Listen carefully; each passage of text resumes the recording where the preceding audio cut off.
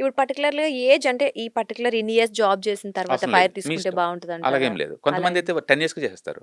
ఆహా! ఆ! జాబ్ వచ్చిన 10 ఇయర్స్‌కి చేస్తారు. సో కొంతమంది 30లో చేస్తారు. కొంతమంది 40లో చేస్తారు. కొంతమంది 50లో చేస్తారు. ఓకే. అది లైఫ్ మన రియలైజేషన్ అంటాం చూసావా? హ్మ్. అంటే ఈ హ్మ్. లైఫ్ పర్పస్ ఏంటి? భూమి మీదకొచ్చాము. హ్మ్.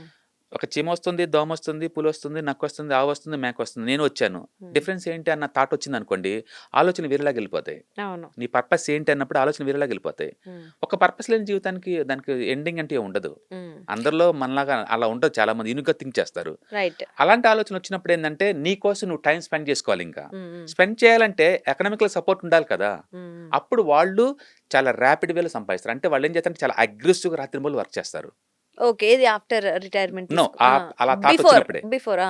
ఆ ఫైర్‌లో ఉన్నప్పుడే ఆ! ఆ! చాలా అగ్రెసివ్‌గా వర్క్ చేస్తారు. రోజుకి 2 జాబ్‌లు, 3 జాబ్‌లు అట్లా పార్ట్ టైమ్ జాబ్‌లు చేసేసి చేస్తా ఉంటారు. సంపాదించుకుందాం. సేవింగ్స్ 70%, 80% చేస్తారు వాళ్ళు హ్మ్. టోటల్ ఇన్‌కమ్‌లో గూడా. హుహుహు. అంటే వాళ్ళకి 2,00,000 సాలరీ వస్తుందనుకోండి. హ్మ్. 80% అంటే ఆల్‌మోస్ట్ 1.5 లాక్ ఇన్వెస్ట్‌మెంట్ చేసుకుంటూ పోతారు. ఓకే. అలా చేసినప్పుడు ఏంటంటే 10 ఇయర్స్‌లో ర్యాపిడ్‌గా పెరుగుతాయి గదా! రైట్. అట్లా అర్లీ స్టేజ్‌లోనే టూ మచ్ అగ్రెసివ్‌గా వర్క్ చేసేసి, వాళ్ళకి రెస్ట్ ఆఫ్ ది లైఫ్ కావాల్సిన డబ్బంతా ముందే రెడీ చేసుకున్నప్పుడు మనం ఎర్లీ‌గా రిటైర్ అవ్వచ్చు. హుహు. ఇంత ఏజ్‌కి రిటైర్ అవుతే ఇదనేం కాదు. హ్మ్. ఫైనాన్స్ సపోర్ట్ చేయాలి కదా! ఫైనాన్షియల్‌గా ఇండిపెండెంట్‌గా ఉండి సపోర్ట్ అది మనం ఫ్యూచర్ ఉండాలి. కూడా ప్రాబ్లమ్ ఆ! ఏం లేదు అంటే సో, ఫైనాన్షియల్ ఇండిపెండెంట్ వచ్చిన తర్వాత హ్మ్.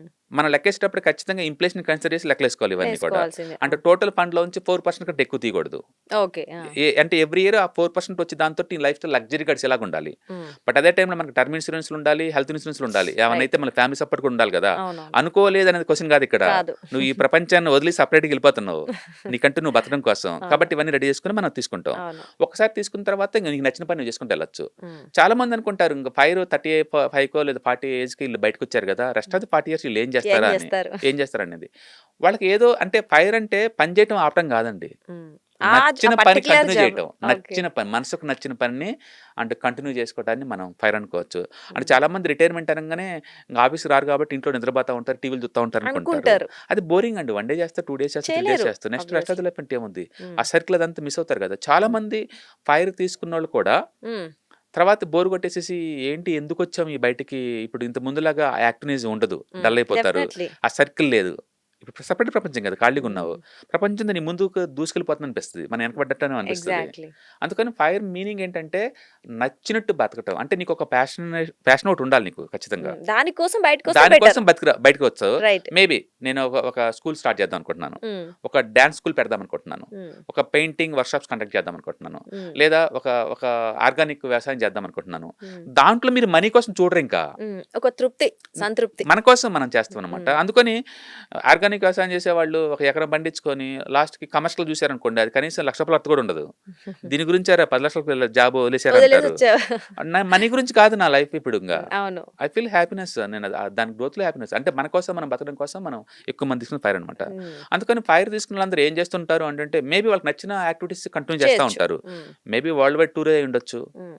ఓకే. లేదా టెంపుల్ టూర్ అయ్యుండొచ్చు. లేదా హ్మ్. ఆధ్యాత్మిక యాత్ర అయ్యుండొచ్చు. లేదా ఓకే. యోగా కావచ్చు. రైట్. మొత్తానికి వాళ్ళకి నచ్చిన పద్ధతిలో వాళ్ళు బతకడం కోసం హ్మ్. ఎర్లీగా రిటైర్ అవ్వటాన్ని మనం ఫైర్. ఫైర్ అనుకోవచ్చు. But okay. ఫైనాన్షియల్ ఇండిపెండెంట్ వచ్చిన తర్వాతనే తర్వాతనే అవ్వాలి. అవ్వాలి. లేకుండా గాదు. కొత్త ప్రాబ్లమ్స్ కొత్త క్రియేట్ కొత్త అవుతాయి. ప్రాబ్లమ్ క్రియేట్ అవుతుంది. అండ్ ఇక్కడ ఇంకొకటి ఫైర్ వాళ్ళు ఇంకొక సైడ్ చూసుకున్నట్టే సరే చాలా మంది రిటైర్ అయ్యే వాళ్ళు ఎళ్లి అయ్యారనుకోండి. ఆ! కొత్త జాబ్ ఆపర్చునిటీస్ కూడా అంటే కొత్త వాళ్ళకి కూడా ఆపర్చునిటీస్ వస్తాయేమో గదా! అది ఎండ్ కూడా ఆఫ్ ది డే టాలెంట్ ఉన్నోళ్ళు దానికి తగ్గ ఎలాగైనా ప్లేస్‌కి వస్తారు. ఎత్తుకుంటూ వెళ్తారు బై డిఫాల్ట్. మనమున్న 2025 ఇప్పుడు 26లో ఉన్నాం మనం. హ్మ్. ఇందులో ఉన్న బ్యూటీ ఏందంటే అండ్ టెక్నాలజీ మొత్తం డెమోక్రటైజ్ అయిపోయింది. హ్మ్. అంటే ఈవెన్ రూరల్ ఇండియా వాళ్ళకి కూడా 5జీ స్మార్ట్ ఫోన్‌లున్నాయి. హ్మ్. అండ్ వాళ్ళు కూడా రీల్స్ చేయొచ్చు. యూట్యూబ్ రన్ చేసుకోవచ్చు. అవును. అండ్ కొత్త కొత్త క్రియేటివ్ ఆలోచనలు చేసుకోవచ్చు. అందుకని ఎక్కడి నుంచైనా సర్వే అవ్వచ్చు. హ్మ్. ఒక 10 ఇయర్స్ బ్యాక్ ఈ ప్రపంచం లేదసలకి. లేదు. అవును. 10 ఇయర్స్ బ్యాక్ జాబ్ అంటే సిటీ‌కి రావాలి, హ్మ్. చేయాలి ఇలా ఉండేదనమాట.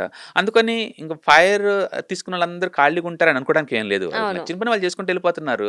అందుకని వాళ్ళు మేబీ ఇంతకన్నా ఎక్కువ డబ్బు కూడా సంపాదించొచ్చు ఆ చే ఇండస్ట్రీలో. Of course. బట్ వాళ్ళకి నచ్చిన పని కాబట్టి అందులో ఉన్న తృప్తి వేరే లెవెల్‌లో ఉంటుంది. అవునవును. కాబట్టి ఫైర్‌కి రైట్ ఏజ్, రాంగ్ ఏజ్ అని ఏం లేదు. హ్మ్. నువ్వు ఫైర్ తీసుకున్నా, తీసుకోకపోయినా 60 కాంగానే కంపెనీ వాళ్ళే నెట్టేస్తారు నిన్ను. అది వేరే సంగతి. ఓకే. బట్ ఈ లోపే నీకు ఫైనాన్షియల్ ఇండిపెండెన్స్ వచ్చింది అని అనుకున్నప్పుడు వచ్చిందంటే హ్మ్. ఈ ఇన్‌కమ్ ఇన్కమ్ చాలు మనకి అనుకున్నప్పుడు మనం చేయొచ్చు. హ్మ్. అంటే మీరు ఫైర్ ఆలోచన వచ్చినప్పుడే ఫస్ట్ మీరు ఫోకస్ చేయాల్సిందంటే సేవ్ చేయటం ఫస్ట్. ఇన్కమ్ సేవింగ్ ఈజ్ పెంచుకోవటం, ఇంపార్టెంట్. సేవింగ్ చేసుకోవటం, వీటన్నిటిని సేఫ్టీగా ఉన్న చోట మనం ఇన్వెస్ట్‌మెంట్ చేసుకోవటం అనమాట. అప్పుడు మీకు పర్ఫెక్ట్ ఈ అసెట్ ప్లానింగ్. క్లాస్‌లు మొత్తం వస్తాయి. రైట్. అప్పుడు మీకు equity, debts, right. Real estates, ఈ కమోడిటీస్ ఇవన్నీ అప్పుడు వస్తాయి మన లైన్‌లోకి. మనకు సేఫ్టీ చూసుకోవాలా, అదే టైంలో మన మనీ అప్రిషియేట్ అవుతా ఉండాలా. అదే టైంలో టూ మచ్ రిస్క్ పనులు చేయకూడదనమాట. చేయకూడదు. అందుకని వీటన్నిటికి ఫైనాన్షియల్ ఎక్స్పర్ట్స్ మనం అడ్వైజ్ చేస్తారనమాట. నాకు ఫైర్ కావాలనుకుంటున్నానంటే మీ లైఫ్ స్టైల్ కాస్ట్ ఎంతో చెప్పమంటారు ముందు. మీరు ఏమేమి దీనికేంటంటే ఇన్ఫ్లేషన్ యాడ్ చేసి ఎవ్రీ ఇయర్ ఎంత పెరగబోతుంది మీ lifestyle, rest of the 90 ఇయర్స్‌లో మీకు డబ్బు ఎంత అవసరం అవుద్దని చెప్పేసి దాని తగ్గట్టు డిజైన్ చేస్తారనమాట. ఓకే అండి. దాన్ని సో ఫైర్ అంటాం అది మనం. ఫైర్ మీనింగ్ అంటే అవును. సో అది అంటే ఎవరు తీసుకోవాలి, ఎవరు తీసుకోకూడదు అనేది బాగా ఆలోచించుకొని మనకి ఇండిపెండెన్స్ ఫైనాన్షియల్లీ వచ్చిన అవును. తర్వాతనే తీసుకోవాలి. చాలా మంది వాళ్ళు సంపాదన చాలక ఈవెన్ రిటైర్ అయ్యేటప్పుడు కూడా అరే అర్లీగా బయటికి వెళ్తున్నానా, కొంచెం ఎక్స్టెండ్ చేస్తే బాగుండు అనేవాళ్ళు చాలా మంది ఉన్నారు. ఓహ్! దాని మీనింగ్ ఏంటంటే ఇంకా వాళ్ళు స్టిల్ సరిపోలేదు. వాళ్ళు నాట్ ఎనఫ్ అనమాట వాళ్ళు ప్లానింగ్ సంపాదించే మనీ. అంటే ఆర్థికంగా ఆపర్చునిటీస్ ప్లానింగ్ కూడా ఉండకపోవచ్చేమో.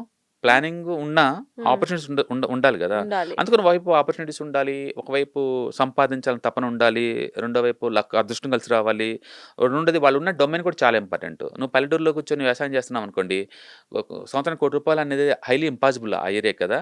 అదే టైంలో సిటీలో కూర్చొని ఒక యాక్టర్ కావచ్చు, ఒక ఫిల్మ్ స్టార్ కావచ్చు, లేకపోతే ఇంకో ప్రొఫెషన్ సంపాదించొచ్చు. కావచ్చు, వాళ్ళకి పాసిబిలిటీ ఉంది కదా. అందుకని వాళ్ళు చూసుకునే కెరీర్‌ని బట్టేసి, వాళ్ళు రైట్. చేసే యాక్టివిటీని బట్టేసి, వాళ్ళకున్న క్వాలిఫికేషన్ బట్టేసి, వాళ్ళకున్న రిస్క్ ప్రొఫైల్‌ని బట్టేసి వీటన్నిటి మీనింగ్ మారుతా ఉంటది. ఒకవేళ నాకు నచ్చిన పని నేను చేసుకుంటా ఉన్నప్పుడు నాకు ఈ ఫైర్ ఏం అవసరం లేదు. రోజు అంతే. చేసుకుంటూ పోతాం, నాకు ఎంజాయ్‌మెంట్ అవుతా ఉంటుంది ఎన్ని కదా. రోజులు చేయగలిగితే అన్ని రోజులు చేస్తాం. చేసుకుంటూ పోతాం. అంతే. అందుకని నిజంగా అందరికి ఫైర్ అవసరమా అంటే అది సిల్లీ క్వెషన్. ఎందుకంటే వాళ్ళకి నచ్చిన పని అది. డిపెండ్స్ వాళ్ళ మైండ్ సెట్ మీద అంతే. నాకు మొక్కలంటే ఇష్టం అనుకోండి, ఒక నర్సరీ పెట్టుకోండి. అంతే. దాన్ని ఎంజాయ్ చేస్తూనే ఉంటే నీకు డబ్బు వస్తూనే ఉంటుంది. సరిపోద్ది మినిమం లైఫ్ స్టైల్‌కి. జీవితకాలం చేసుకోవచ్చు. 90లో ఏజ్‌లో కూడా మనం రన్ చేసుకోవచ్చు. అందుకని చాలా మంది ఈవెన్ 90లో కూడా వర్క్ చేస్తారు. చేస్తున్నారు. దాన్ని వర్క్ అనకూడదు మనం ఇంకా. వాళ్ళకి దర్ ఎంజాయింగ్ అనమాట. రైట్. అందుకని ఫైర్ మీనింగ్ ఏంటంటే జాబ్‌ని మానేయటం అని కాదు. ఒక ప్యాషన్‌ని కంటిన్యూ చేసుకోండి. నీకు నచ్చిన పనిని కంటిన్యూ చేసుకుంటూ పోవటాన్నే మనీతో సంబంధం లేకుండా మనం దాన్ని ఫైర్ అనొచ్చు. ఇంత ఏజీ బెటర్ అని కాదు. మీరు ప్లాన్ చేసుకోండి లైఫ్ స్టైల్ కాస్ట్ ఎంతో దాన్ని బట్టి అనమాట. దాన్ని జాబ్ వదలటాన్ని పెయిన్‌గా ఫీల్ అవటం కాదు వాళ్ళు. జాబ్ వదలటం వాళ్ళు ఎంజాయ్‌గా ఫీల్ ఇష్టంగా అవుతారు. ఫీల్ అవ్వాలి. ఎందుకంటే తర్వాత ఎనఫ్ ఇంకా మనీ వాళ్ళకి వస్తుంది. రైట్. వాళ్ళకి ఎనఫ్ మనీ వస్తుంది. ఇండియా లాంటి కంట్రీలో ఏంటంటే మినిమం నీకు ఒక మంత్లీ ఒక ₹1,00,000 ఖర్చు అవుతాయి అనుకోండి. మీరు అది మంత్లీ 1,00,000 అనుకున్నప్పుడు ఇయర్లీ 12,00,000 అవుద్ది కదా. 12,00,000 ఇంటూ 30 టైమ్స్ మీకు ఉండాలి మీ దగ్గర. ఉండాలి. ఓకే. మీ దగ్గర 30 టైమ్స్ అలా ఉంటేనే మీరు ప్లాన్ చేసుకోవాలి. అంటే యాన్యువల్ ఇన్కమ్‌కి ఎక్స్‌పెండిచర్‌కి 30 టైమ్స్ ఉండాలి. 30 టైమ్స్ మన దగ్గర లేదా అమౌంట్ టోటల్ ఉంటే. ఫండ్‌లో నుంచి 4% బయటికి తీస్తే మీ లైఫ్ స్టైల్ మొత్తం గడుపుతా సరిపోవాలి. అలాంటి చోట పెట్టేసి మనం తీసుకుంటాం. సింపుల్‌గా ప్యాసివ్ ఇన్కమ్ మీద మన ఫ్యామిలీ సర్వే అవ్వటాన్నే మనం ఫైర్ అనుకోవచ్చు. ఓకే. అది రిటైర్ కన్నా ముందనమాట. రిటైర్మెంట్ అయిన తర్వాత అందరూ అదే పని చేస్తారనుకోండి. అనుకోండి. ఏదైనా గానీ ఎర్న్ చేయటం, సేవ్ చేయటం, ఇన్వెస్ట్‌మెంట్ చేయటం, అంటే ఎనఫ్ డబ్బు సరిపోద్ది అనుకున్నప్పుడు మీకు నచ్చిన పని చేసుకోవటం ఈక్వల్ టు మన ఫైర్ అనుకోవచ్చు. ఓకే అండి. నైస్. సాక్షి టీవీ ప్రసారాలను నిలిపివేయడం చట్టరీత్యా నేరం. సాక్షి టీవీ ప్రసారాల కోసం మీ స్థానిక కేబుల్ ఆపరేటర్ని వెంటనే సంప్రదించండి. డిటిహెచ్లో, ఇంటర్నెట్లో కూడా సాక్షి టీవీ ప్రసారాలను వీక్షించవచ్చు.